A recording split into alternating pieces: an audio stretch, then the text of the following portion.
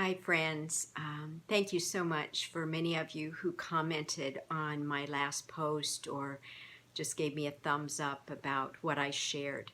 So I am in the middle of sharing my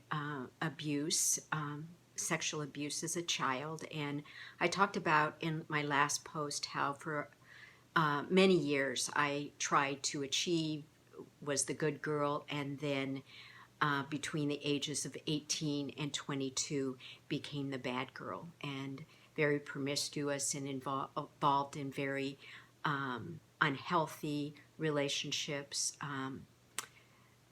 had affairs with married men, some professors in college, and was just really, I think,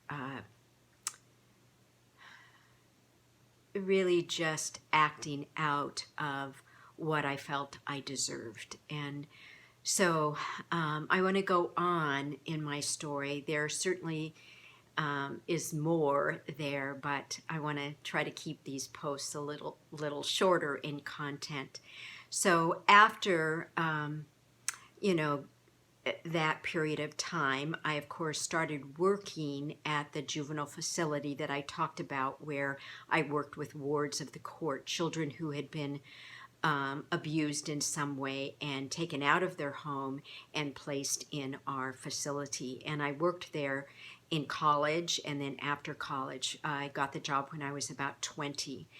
And really, it was quite an education because really, I remember the day that a young girl at the age of 15 came into the facility. And in those days, we had intake cards in which it described why that particular child was being housed and had been removed from the home. And I remember at 21, even though by this time I was college educated, and I read about why she had been housed, and it described how her mother's boyfriend had sexually abused her and that he now was facing criminal charges. And I read that card, and it was really the first time in my life that I realized that what my stepfather had been doing and had done was a criminal offense. I hadn't known that before. And I worked with those kids, really identifying, but not really able at that point to offer a lot of hope or help, although we did try as staff members to do that. And as God would have it, I worked with many people who had been there a lot longer than I had. And there was one particular man by the name of Bill who was a Christian. And Bill was just a man full of joy, and he was happy, and he was lighthearted, and he loved the kids, and just a really neat man. And I was in my 20s, and Bill was probably in his 40s at this time. But over the period of time, as staff members, we often had a lot of time interacting, even when supervising the kids in the office or at the dining table when we were supervising the children that ranged from really birth to 17. And Bill would often share things about his family or his church, and sometimes he would share what his pastor taught on. And really, I had stopped going to church really after I turned 18.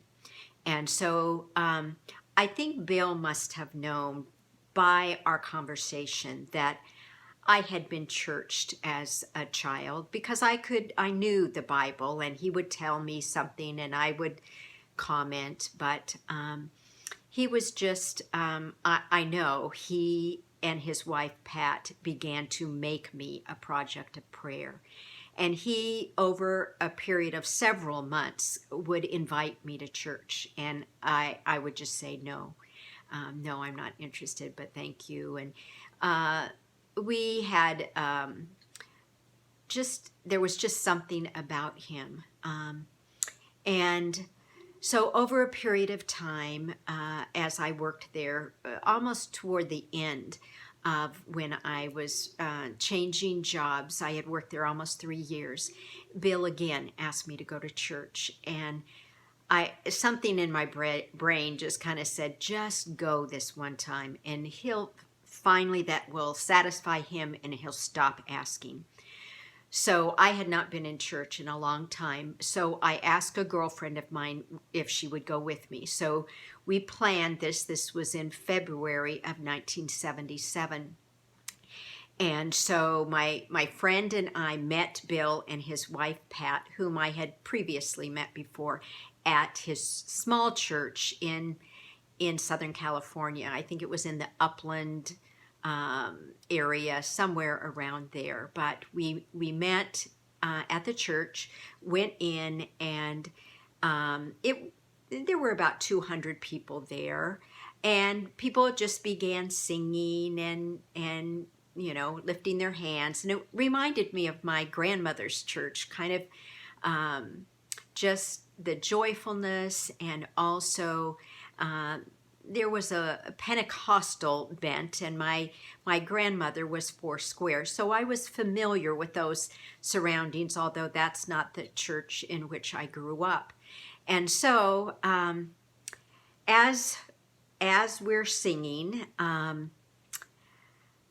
all of a sudden a man from the side came up to the microphone and said something like this: "You've been like a merchant ship going from port to port to port, and God desires that you set your ship to rest today."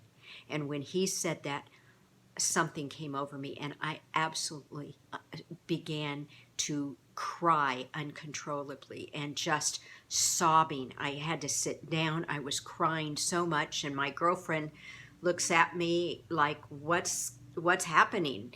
And I wanted to say to her, I don't know, that man talked about a ship, and I'm a wreck. And I look over at Bill, and he's singing and smiling, and I just sat there, and it took me several minutes before I could stop crying. And when I gained my composure, I don't know why I did this, but I flipped up a prayer, and I said, God, if what that man said about a ship has anything to do with me, have the pastor point me out among all these people. Have you ever prayed a prayer like that? Well, I did. And so the entire service goes through, and I was fully in my right mind at that time. And yet, at the very end of this service, the pastor from the microphone, and he was a different man than the man that talked about the ship, went to the microphone and he said, "There's a young woman here between the ages of 19 and 22 who's been rebellious with her parents, rebellious with God, and God loves you, and he's calling you back to himself today." Well, the waterworks started again, and I just began to cry. And I ended up making my way down to the front of the church.